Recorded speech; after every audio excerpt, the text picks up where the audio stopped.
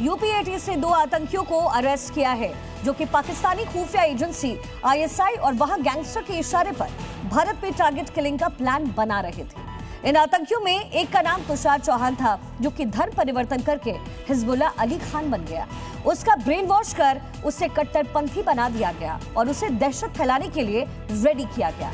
लेकिन पाकिस्तान में बैठे आकाओं के प्लान पर पानी फिर चुका है क्योंकि दोनों ही आतंकी तुषार और समीर दोनों ही पुलिस के शिकंजे में इस समय है। जी न्यूज से बोला तुषार का परिवार, वो मानसिक रूप से बीमार है। तुषार का इलाज चल रहा है। तुषार मुस्लिम नहीं बना, ये सब झूठ है, ऐसा तुषार के परिवार का दावा है। शहजाद भट्टी से कभी बातचीत नहीं की, ये भी दावा परिवार की तरफ से हो रहा है। लेकिन यूपी एटीएस की तरफ से कई अहम खुलासे हुए हैं जिसमें ये तमाम बातें सामने आई है। लेकिन तुषार का परिवार कह रहा है कि वो मानसिक रूप से कई सालों से बीमार है। जमानत होकर बाहर आया था तो मैंने उसको कहा था, बच के रहना, तुम्हें मार भी सकते हैं मुसलमान लोग, तुम इनके हत्थे चढ़ गए तुम्हें मार देंगे, तुमने इनके धर्मगुरु को गाली दी है। मुझे तो लगता है कि उन्हीं लोगों ने इसको कहीं ना कहीं इसी तरीके से ट्रैप किया है क्योंकि ये मेंटली डिसऑर्डर था, किसी की बेकाई में जल्दी आ जाता था। आपने कहा मेंटली थोड़ा सा स्लो था और ये मतलब एकदम पहले मुस्लिम्स के खिलाफ और फिर मुस्लिम बन जाना, कन्वर्जन हो जाना। कन्वर्जन तो नहीं किया इसने, ये तो सब झूठ है। ये तो इसने अपने आप ही आईडी वाईडी बना ली, कोई हिजबुल्लाह के नाम की अपनी आईडी, किसी के नाम फेक आईडी आजकल बच्चे बना लेते हैं, कोई आईडी बना ली हो सकता है, बाकी कोई कन्वर्जन इसका नहीं हुआ। शहजाद भट्टी का नाम सामने आ रहा है, क्या बात करता था? नहीं, कभी नहीं। वैसे नाम लेता रहता था, सबके नाम लेता था, लॉरेंस बिश्नोई को लेता था, सभी लेता था। आसिफ पाकिस्तान की फौज का नाम लेता था, उनके जनरल का नाम लेता था, डिस्कस भी करता था। जैसे अभी लड़ाई चल रही है, बोला जी देखो पाकिस्तानी मुनीर साहब कुछ नहीं कर रहे हैं, अभी तो ये हो गया, कंगला हो गया पाकिस्तान, ये हो गया, इस तरह की बातें करता रहता था। सर देखिए, मैं उसकी मदर हूँ, मुझसे ज़्यादा उसको बेटर कोई नहीं जान सकता। तुषार मानसिक रोग से पीड़ित है, उसका इलाज चल रहा था, पहले भी दिल्ली में, देहरादून में भी चला, उसका सिनर्जी में, सब जगह गवर्नमेंट हॉस्पिटल्स में भी उसकी काउंसलिंग हुई है।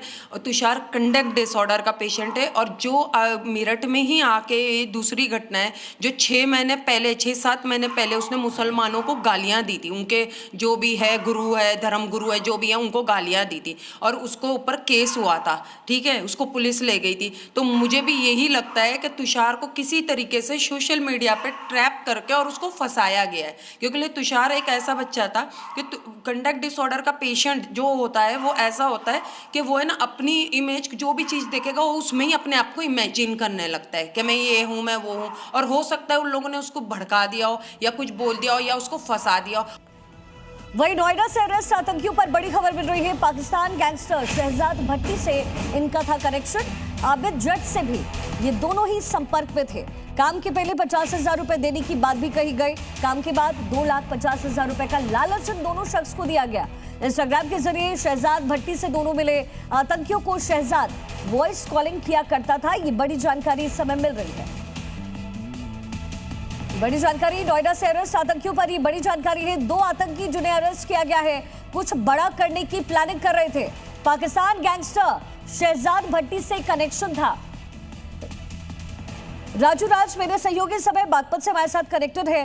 राजू, धीरे धीरे जो है बहुत सारे खुलासे इस समय हो रहे हैं। पाकिस्तानी कनेक्शन एक तरफ, साथ ही परिवार कह रहे हैं कि ऐसा कुछ नहीं था, उनका इन्वॉल्वमेंट नहीं था, लेकिन सच क्या है? यूपी एटीएस किन किन कनेक्शंस पर इस समय काम कर रही है? देखिए, निश्चित तौर पर यूपी एटीएस ने गिरफ्तार किया है तुषार चौहान उर्फ हिजबुल्ला अली खान, और हिजबुल्ला के घर पे हूं और ये हिजबुल्ला का पैतृक घर है जहां पर उनके पिता का पैतृक, हालांकि पिता मेरठ में रहते हैं। मेरठ में उनका आरोप है कि हिजबुल्ला अली खान उर्फ तुषार चौहान मानसिक रूप से बीमार है, उसका इलाज चल रहा है और इसलिए हम उसके गांव पहुंचे कि आखिरकार हिजबुल्ला कैसे बन गया तुषार चौहान। और इसी के लिए लगातार आप ये गांव में देखें, हालांकि गांव में आना जाना बेहद कम था, लेकिन जो पूछताछ में बातें सामने आई आई है वो निश्चित तौर पर हैरान करने वाले और किसी भी जांच एजेंसी के लिए चौंकाने वाली खबर रहेगी। सबसे महत्वपूर्ण बात है कि टारगेट किलिंग का टास्क दिया गया था, आईएसआई हैंडलर के साथ उसका जुड़ाव था, सजाद भट्टी से बातचीत होती, तमाम चीजों को लेकर यूपी एटीएस ने गिरफ्तार किया। यहां पर परिवार के लोग भी हैं, उनसे भी बात करते हैं और जानने की कोशिश करते हैं कि तुषार चौहान हिजबुल्लाह कैसे बना, धर्मांतरण कैसे हुआ, क्योंकि 6 महीने पहले वो गिरफ्तार हुआ था। भाई साहब आप ये बताइए कि तुषार चौहान आप लोग का भतीजा है, वो हिजबुल्लाह अली खान कैसे बन गया?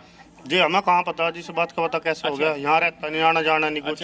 आना जाना कम होता है। तो क्या ये सुनकर शौक लगा, क्योंकि आपका परिवार फौज परिवार से ताल्लुक रखता है, आपके जो दादाजी थे स्वतंत्रता सेनानी थे और उसके चाचा भी फौज में हैं, तो ऐसे परिवार का लड़का, क्या कोई साजिश आपको लग रहा है इसके पीछे? जी हमें इसमें कुछ नहीं कह सकते जी, हमें संपर्क नहीं, कुछ पता नहीं अब क्या बता संपर्क में नहीं था। और तमाम लोग हैं, उनसे भी बात कर लेते हैं और जानने की कोशिश करते हैं। उनके चाचा धर्मेंद्र हैं। धर्मेंद्र जी आप लोग को कभी शौक लगा कि तुषार चौहान हिजबुल्लाह कैसे बन गया? भाई साहब मैं तो हाथ जोड़ लिया, मैं तो दुखी हो लिया, मेरा कोई मतलब नहीं, इनसे लेना देना नहीं, कैसे कोई बन गया। क्योंकि आपका परिवार काफी रेपुटेड परिवार है, फौज बाकी यहाँ रहते नहीं बहुत साल से, मेरा कोई संबंध नहीं उनसे, मुझे कुछ जानकारी नहीं। अच्छा, देखिए निश्चित तौर पर बहुत ज्यादा बात करने को तैयार नहीं, कहीं ना कहीं इस पूरे परिवार को झटका लगा इस बात को लेकर, तुषार चौहान हिजबुल्लाह कैसे बन गए, और इसी बात को लेकर परिवार और पूरे गांव में हैरानी है। लेकिन सवाल सबसे बड़ा ये है कि क्या किसी साजिश के तहत आईएसआई ऐसे बच्चों को टारगेट करती है जो मानसिक रूप से बीमार हो, गरीब परिवार से ताल्लुक रखते हो? क्योंकि पिछले कुछ दिनों में हमने देखा है कि खास तौर पर पश्चिम उत्तर प्रदेश में पाकिस्तान और आईएसआई गरीब परिवार से ताल्लुक रखने वाले प्लम्बर से लेकर रिक्शे वाले तक को ऐसे टारगेट करते हैं, उसे स्लीपर सेल के तौर पर तैयार किया जाता है। उन्हें अलग-अलग एक और बड़ी जानकारी है, जी न्यूज से बोली समीर की फैमिली, हमें नहीं पता कि इंस्टाग्राम पर क्या चल रहा है, मेरा भाई समीर बहुत सीधा है, कल शाम आखिरी बातचीत हुई थी, जीटीबी अस्पताल में वो काम किया करता था। जी न्यूज से समीर की फैमिली ने बातचीत की है, उनकी तरफ से जो स्टेटमेंट्स है वो भी हम आपको दिखा रहे हैं। समीर की फैमिली की तरफ से ये कहा गया है कि उन्हें नहीं पता कि इंस्टाग्राम पर समीर क्या किया करता था, बहुत सीधा है, ये कहा गया उनके परिवार की तरफ से।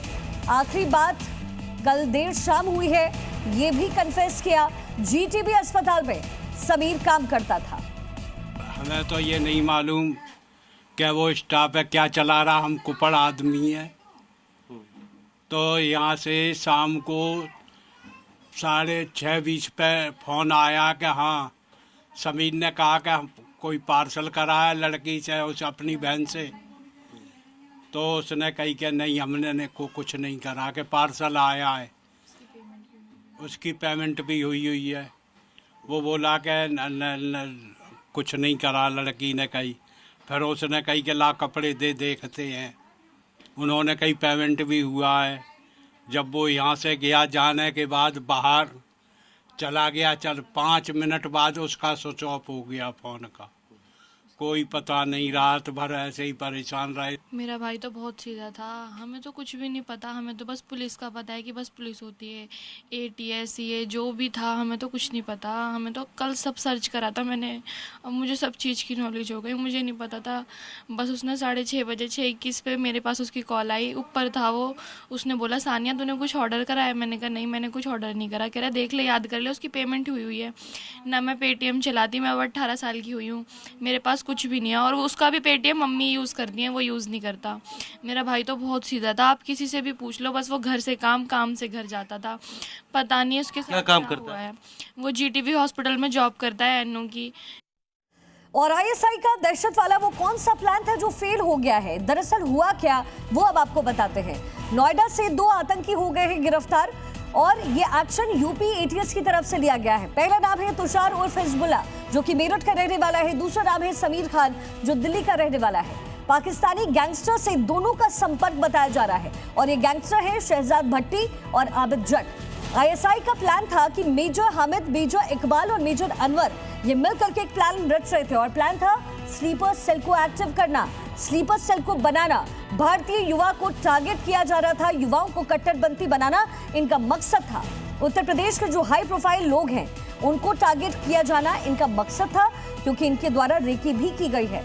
और प्लान के लिए जो लालच है पैसों का वो दिया गया। काम से पहले 50,000 और काम के बाद 2.5 लाख रुपए का लालच इन दोनों व्यक्तियों को दिया गया।